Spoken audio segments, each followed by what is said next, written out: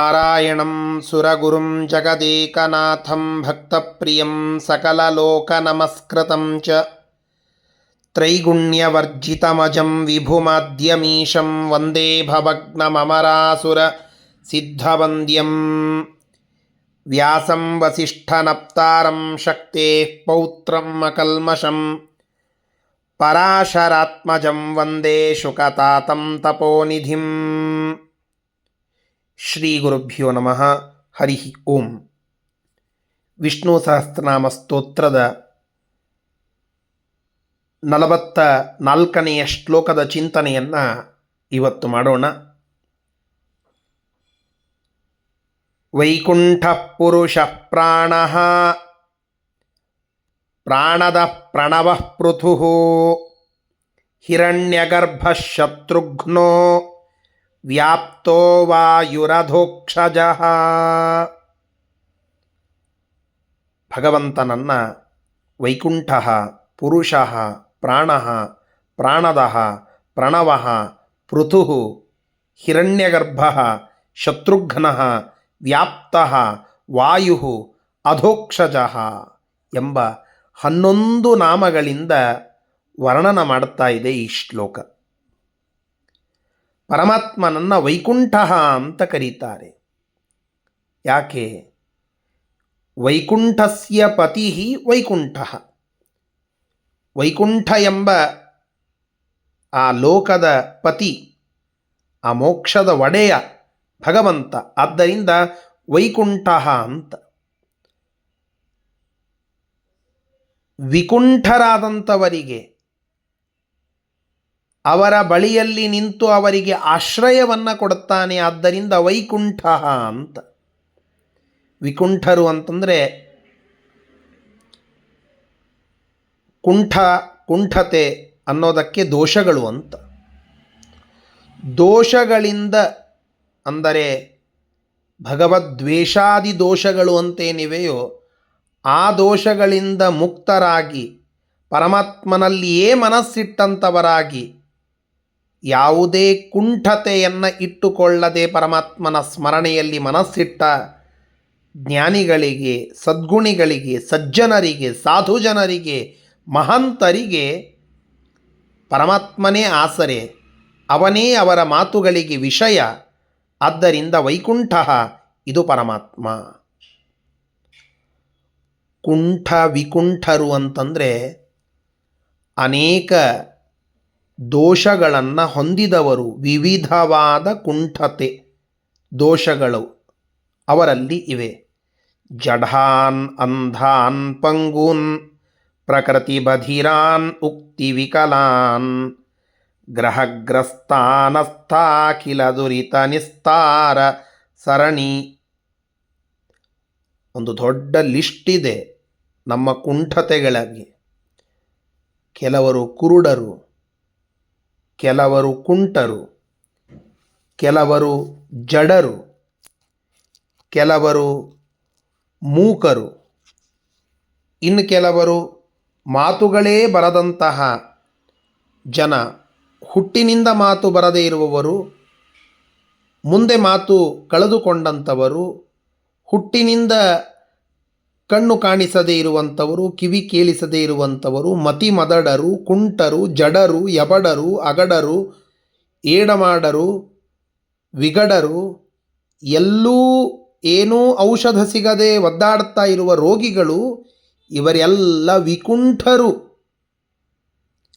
ಆ ಎಲ್ಲ ವಿಕುಂಠರಾದಂಥವರಿಗೆ ಅವರ ದೋಷಗಳನ್ನು ಕಳೆದುಕೊಳ್ಳಲಿಕ್ಕೆ ಕೊನೆಯದಾದಂತಹ ಒಂದು ನಿಲ್ದಾಣ ಅದು ಭಗವಂತನ ಅನುಗ್ರಹ. ಹೀಗಾಗಿ ಆ ಎಲ್ಲ ವಿವಿಧ ಕುಂಠತೆಯನ್ನು ಉಳ್ಳವರ ಪೈಕಿಯಾಗಿ ಭಗವಂತ ಅವರ ರಕ್ಷಣೆ ಮಾಡುತ್ತಾನೆ. ಆದ್ದರಿಂದ ಭಗವಂತ ವೈಕುಂಠ ಅಂತ ಅನ್ನಿಸಿಕೊಳ್ಳುತ್ತಾನೆ. ಪುರುಷ, ಪರಮಾತ್ಮನನ್ನು ಪುರುಷ ಅಂತ ಕರೀತಾರೆ. ಸಕಲ ವೇದಗಳ ಸಾರರೂಪವಾಗಿ ನಾವು ಪುರುಷ ಸೂಕ್ತವನ್ನು ಹೇಳುತ್ತೇವೆ. ಅಂತಹ ಆ ಪುರುಷ ಅನ್ನೋದು ಭಗವಂತನ ಒಂದು ಹೆಸರು. ಪುರೇ ಭವನ್ ಪಾಪಾನಿ ಔಷಧ್ ದದಾಹ ಇತಿ ಪುರುಷ. ನಮ್ಮ ಈ ದೇಹದಲ್ಲಿ ಇರುವ ಎಲ್ಲ ಪಾಪಗಳಿಗೆ ಔಷಧ್, ಅವುಗಳನ್ನು ಸುಟ್ಟು ಹಾಕಬಲ್ಲ ಪರಮಾತ್ಮ ಪುರುಷ ಅಂತ ಅನ್ನಿಸಿಕೊಳ್ಳುತ್ತಾನೆ. ಎಲ್ಲರನ್ನ ಪುನೀತಗೊಳಿಸ್ತಾನೆ ಪರಮಾತ್ಮ. ಆದ್ದರಿಂದ ಪುರುಷ ಅಂತ ಒಂದು ಹೆಸರು. ಇನ್ನೊಂದು ಪಾಲನ ಪೂರಣಯೋಹೋ ಅಂತ ಒಂದು ಧಾತು. ಪೂರ್ಣತ್ವಾತ್, ಪೂರಣಾತ್, ಪಾಲನಾಚ್ಚ. ಭಗವಂತ ಪೂರ್ಣನಾಗಿದ್ದಾನೆ.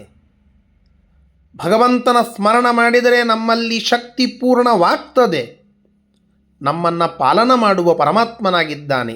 ಈ ಪಾಲನ ಪೂರಣಯೋಹೋ ಅನ್ನುವ ಧಾತುವಿನಂತೆ ಭಗವಂತ ಪೂರ್ಣನಾಗಿದ್ದರಿಂದ, ಪಾಲನ ಮಾಡೋಣದರಿಂದ ಭಗವಂತನನ್ನು ಪುರುಷ ಅಂತ ವೇದ ಹೇಳುತ್ತದೆ. ಪ್ರಾಣ ಅನಚೇಷ್ಟಾಯಾಂ, ಪ್ರಕೃಷ್ಟವಾಗಿ ನಮಗೆ ಬೇಕಾಗುವ ಚೇಷ್ಟ, ನಮ್ಮ ಓಡಾಟ, ನಲದಾಟ, ಕೂಗಾಟ, ಹಾರಾಟ, ಚೀರಾಟ, ಏನೇನೆಲ್ಲ ನಾವು ಚೇಷ್ಟಾಗಳನ್ನು ಮಾಡುತ್ತೇವೆ, ನಮ್ಮ ಆ್ಯಕ್ಟಿವಿಟೀಸ್ಗಳಿವೆ, ಚಟುವಟಿಕೆಗಳಿವೆ, ಅವೆಲ್ಲವನ್ನು ನಮ್ಮಲ್ಲಿ ವಾಯುದೇವರು ನಿಂತು ಮಾಡಿಸ್ತಾರೆ. ಆ ವಾಯುದೇವರಿಗೆ ಪ್ರೇರಿಸಿ ಅದನ್ನು ಮಾಡುವಂತೆ ಅನುಗ್ರಹಿಸುವವನು ಪ್ರಾಣ ಪರಮಾತ್ಮ. ಪ್ರಕೃಷ್ಟ ಕರ್ಮ ಪ್ರಾಣ. ಪ್ರಾಣೇ ಸ್ಥಿತ ಪ್ರಾಣನಾಮ. ಪ್ರಾಣನಲ್ಲಿ ನಿಂತು ನಮ್ಮನ್ನು ಅನುಗ್ರಹಿಸುವವನು, ಆ ಪ್ರಾಣನಾಮಕ ವಾಯು ಮಾಡುವ ಕೆಲಸಗಳಿಗೆಲ್ಲ ನಿಯಾಮಕನಾದಂಥವನು ಪ್ರಾಣ ಎಂಬುವ ಹೆಸರಿನ ಭಗವಂತ. ಹೀಗಾಗಿ ಪ್ರಾಣ ಅನ್ನೋದು ಭಗವಂತನಿಗೆ ಹೆಸರು. ಇಂತಹ ಪ್ರಾಣದಾಹ ನಮ್ಮೆಲ್ಲರಿಗೆ ಪ್ರಾಣಾನಾಂ ಪೂರ್ಣ ಸಾಧನಾನಾಂ ದಧಾತಿ ಮೋಕ್ಷಂ. ಪೂರ್ಣವಾದ ಸಾಧನವನ್ನು ಮಾಡಿಕೊಂಡು ಬರುವಂತಹ ಸಜ್ಜನರಿಗೆ ಮೋಕ್ಷವನ್ನು ಕೊಡ್ತಾನೆ. ಆದ್ದರಿಂದ ಭಗವಂತನನ್ನು ಪ್ರಾಣದಾಹ ಅಂತ ಕರೀತಾರೆ. ಅಂದರೆ ದ್ಯತಿ, ದಹತಿ, ಸುಡುತ್ತಾನೆ, ಕತ್ತರಿಸುತ್ತಾನೆ ಅಂತ ಅರ್ಥ. ದುಷ್ಟರ ಪ್ರಾಣವನ್ನು, ಅವರ ಶ್ರೇಷ್ಠವಾದ ಆನಂದವನ್ನು, ಅಂದರೆ ಅವರಿಗೆ ಅನಾಮತ್ತಾಗಿ ಬಂದಂತಹ ಆನಂದವನ್ನು ದ್ಯತಿ, ಕತ್ತರಿಸಿ ಹಾಕ್ತಾನೆ. ಆದ್ದರಿಂದ ಭಗವಂತನನ್ನು ಪ್ರಾಣದಹ ಅಂತ ಕರೀತಾರೆ. ಪ್ರಾಣವಾಹ ಪರಮಾತ್ಮ ಪ್ರಣವ ಮಂತ್ರ ಅಂದರೆ ಓಂಕಾರ. ಆ ಮಂತ್ರ ಪರಮಶ್ರೇಷ್ಠವಾದದ್ದು. ಉ ಮ ಅನ್ನುವ ಶಬ್ದಗಳಿಂದ ಕೂಡಿದಂತಹ, ಅಕ್ಷರಗಳಿಂದ ಕೂಡಿದಂತಹ ಸಕಲ ವೇದಗಳ ಸಾರಾಂಶ ಆ ಪ್ರಣವ ಮಂತ್ರ. ಅಂತಹ ಪ್ರಣವ ಮಂತ್ರದಿಂದ ಪ್ರತಿಪಾದ್ಯನಾದದ್ದು ಆ ಚಿದಾನಂದಾತ್ಮಕನಾದ ಪರಮಾತ್ಮ. ಅವನ ಶ್ರೇಷ್ಠವಾದ ಗುಣಗಳನ್ನು ಉ ಮ ಅನ್ನುವ ಅಕ್ಷರ ವೇದರೂಪವಾಗಿ ತಿಳಿಸ್ತದೆ, ಅಲ್ಲಿಯ ನಾದ ತಿಳಿಸ್ತದೆ.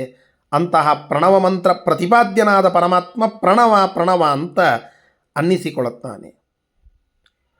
ನ ಅನ್ನೋದಕ್ಕೆ ಆನಂದ ಅಂತ ಅರ್ಥ. ವ ಅನ್ನೋದಕ್ಕೆ ಜ್ಞಾನ ಅಂತ ಅರ್ಥ. ಅಂದರೆ ಶ್ರೇಷ್ಠ, ಪ್ರಕೃಷ್ಟವಾದ ಆನಂದ ಮತ್ತು ಜ್ಞಾನ, ಇದರ ಮೂರ್ತಿ ಅದು ಭಗವಂತ ಪ್ರಣವಃ ಅಂತ. ಸಕಲ ವೇದಗಳು ಪ್ರಣುವಂತಿ ಇತಿ ಪ್ರಣವಃ. ಎಲ್ಲ ವೇದಗಳು ಭಗವಂತನನ್ನೇ ಸ್ತೋತ್ರ ಮಾಡುತ್ತದೆ. ಶಬ್ದ ಅಕ್ಷರ ಅಕ್ಷರ ಪರಮಾತ್ಮನನ್ನೇ ವರ್ಣನ ಮಾಡುತ್ತದೆ, ಪ್ರತಿಪಾದನೆ ಮಾಡುತ್ತದೆ. ಆದ್ದರಿಂದ ಪ್ರಣವಃ. ಭಗವಂತ ನವಃ, ಪ್ರಕೃಷ್ಟ ನವ ಅಂದರೆ ನಿತ್ಯ ನೂತನ. ಆದ್ದರಿಂದ ಭಗವಂತನನ್ನು ಪ್ರಣವಃ ಅಂತ ಕರೀತಾರೆ. ಹೀಗೆ 16 ಅರ್ಥಗಳನ್ನು ಪ್ರಣವಃ ಅನ್ನುವ ಒಂದು ಶಬ್ದಕ್ಕೆ ನಾವು ತಿಳಿದುಕೊಳ್ಳಬಹುದು. ಪೃಥುಹು ಅಂದರೆ ಪ್ರಥಿತತ್ವಾತ್ ಪೃಥುಹು, ಪ್ರಸಿದ್ಧನಾಗಿದ್ದಾನೆ ಸಕಲ ಶಾಸ್ತ್ರಗಳಲ್ಲಿ, ಎಲ್ಲ ಕಡೆಗೆ ಇದ್ದು ಪ್ರಖ್ಯಾತನಾಗಿದ್ದಾನೆ ಪರಮಾತ್ಮ. ಆದ್ದರಿಂದ ಸರ್ವಶಾಸ್ತ್ರೇತು ಪ್ರಥಿತತ್ವಾತ್ ಪೃಥುಹು ಅಂತನ್ನುವ ಒಂದು ಅರ್ಥವನ್ನು ನಾವಿಲ್ಲಿ ತಿಳಿದುಕೊಳ್ಳಬಹುದು. ಹಿರಣ್ಯಗರ್ಭ ಹಿರಣ್ಯಗರ್ಭ ತನ್ನ ಉದರದಲ್ಲಿ ಈ ಇಡೀ ಬ್ರಹ್ಮಾಂಡವನ್ನು ಒಂದು ಬಂಗಾರದ ಮೊಟ್ಟೆಯ ಆಕಾರದಲ್ಲಿ ಇರಿಸಿಕೊಂಡಂತಹ ಭಗವಂತ. ಹಿರಣ್ಯಶ್ಚ ಸರ್ವಸ್ಯ ಧಾರಣಾತ್ ಗರ್ಭಶ್ಚ ಹಿರಣ್ಯಗರ್ಭ.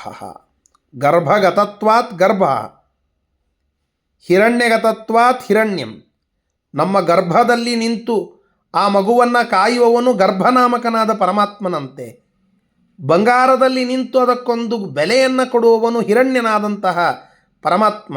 ಆ ಹಿರಣ್ಯನೂ ಹೌದು ಗರ್ಭನೂ ಹೌದು ಅನ್ನುವುದಕ್ಕಾಗಿ ಹಿರಣ್ಯ ಗರ್ಭ ಅದು ಭಗವಂತ. ಶತ್ರುಘ್ನ, ಶತ್ರುಘ್ನ ಅನ್ನೋದು ರಾಮನ ತಮ್ಮನ ಹೆಸರು. ರಾಮದೇವರ ಅವತಾರವಾದಾಗ ಪರಮಾತ್ಮ ವಾಸುದೇವಾದಿ 4 ರೂಪಗಳಿಂದ ರಾಮ, ಲಕ್ಷ್ಮಣ, ಭರತ, ಶತ್ರುಘ್ನರಲ್ಲಿ ಸನ್ನಿಹಿತನಾದ. ಸ್ವತಃ ಪರಮಾತ್ಮನೇ ರಾಮನಾಗಿ ಬಂದು ಬಿಟ್ಟ. ಇನ್ನು 3 ತನ್ನ ತಮ್ಮಂದಿರಲ್ಲಿಯೂ ಕೂಡ ತಾನೇ ಒಂದು ರೂಪದಿಂದ ವಿಶೇಷವಾಗಿ ಅಲ್ಲಿ ನೆಲೆ ನಿಂತ ಅಂತ ನಾವು ಕಥೆಯನ್ನು ಕೇಳುತ್ತೇವೆ. ಹಾಗೆ ಶತ್ರುಘ್ನಲ್ಲಿ ನೆಲೆ ನಿಂತದ್ದು ಅನಿರುದ್ಧ ರೂಪಿಯಾದ ಪರಮಾತ್ಮ. ಹೀಗಾಗಿ ಶತ್ರುಘ್ನ ಅನಿರುದ್ಧ ರೂಪಿಯಾದ ಪರಮಾತ್ಮನ ಹೆಸರು ಅಂತ. ಶತ್ರುನ್ ಘನಂತಿ ಇತಿ ಶತ್ರುಘ್ನ. ಶತ್ರುಗಳನ್ನೆಲ್ಲ ಘನಂತಿ ನಾಶ ಮಾಡುತ್ತಾನೆ, ಸಂಹರಿಸ್ತಾನೆ. ಆದ್ದರಿಂದ ಆ ಭಗವಂತನನ್ನು ಶತ್ರುಘ್ನ ಅಂತ ಕರೀತೇವೆ. ಶತ್ರುಘ್ನ ಆ ಪರಮಾತ್ಮ ಆ ಎಲ್ಲ ಶತ್ರುಗಳನ್ನು ನಾಶ ಮಾಡುವಂತಹದ್ದು. ದೇವತೆಗಳಿಗೆ ತೊಂದರೆ ಕೊಡುವ, ಮುನಿಗಳಿಗೆ ತೊಂದರೆ ಕೊಡುವ ಶತ್ರುಗಳನ್ನೆಲ್ಲ ಸಂಹರಿಸಿದ. ರಾಮಾವತಾರದಿಂದ ಬಂದು ತಾಟಕ ಮುಂತಾದ ಅನೇಕ ರಾಕ್ಷಸರ ಸಂಹಾರವನ್ನು, ಸುಬಾಹು, ಮಾರೀಚ ಮುಂತಾದ ರಾಕ್ಷಸರ ಸಂಹಾರವನ್ನು ಪರಮಾತ್ಮ ಮಾಡಿದ್ದಾನೆ. ಹೀಗಾಗಿ ಶತ್ರುಘ್ನ ಇದು ಭಗವಂತನಿಗೆ ಇರುವ ಒಂದು ಸಾರ್ಥಕವಾದ ಹೆಸರು.